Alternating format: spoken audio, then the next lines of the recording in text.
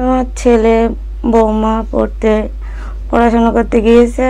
এখন ওই জায়গায় যা দুর্ঘটনা হচ্ছে ইরানে ও ইরাকে, এর জন্য আমাদের খাওয়া ঘুম নেই, মন মানসিকতা ভালো নেই। আমি চাচ্ছি যে আমার ছেলে ও বৌমা ভালোভাবে ফিরে আসুক।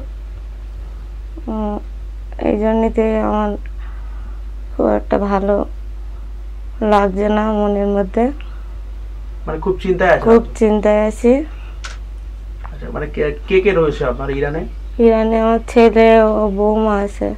কি করতে গেছিল ওখানে? ওখানে পড়াশোনা করতে গিয়েছিল। ছেলের নাম কি, বৌমার নাম কি? ছেলের নাম ইমরান হোসেন, বৌমার নাম মুস্কান খাতুন। ঘটনা হচ্ছে আমরা টিভিতে দেখছি মানে ইরান ও ইসরায়েলের ভেতরে যে যুদ্ধ হচ্ছে, তো সেখানে আমাদের পরিবার খুবই আতঙ্কিত এবং চিন্তিত যে আমার ভাই ইমরান হোসেন এবং মুস্কান খাতুন পার্সি ভাষায় স্নাতক করার জন্য ইরানে গেছিলো। সেখানে যুদ্ধের ক্ষেত্রে আটকা পড়েছে। তো ভারতের প্রধানমন্ত্রী এবং আমাদের পশ্চিমবাংলার মুখ্যমন্ত্রীর কাছে একান্তই অনুরোধ যেন আমাদের ভাই এবং মানে ভাবিকে মানে বাড়ি নিয়ে আসার জন্য মানে চেষ্টা করে, এবং আমরা খুবই আতঙ্কিত এবং খুবই চিন্তিত, এটাই আমাদের দাবি। মানে পরিবারকে দুশ্চিন্তা রয়েছে? অবশ্যই খুবই দুশ্চিন্তা। আপনারা মানে কি বলবো, আমরা খুব নিরুপায় আর কি। আমাদের একটু ব্যবস্থা করলে খুব ভালো হয়।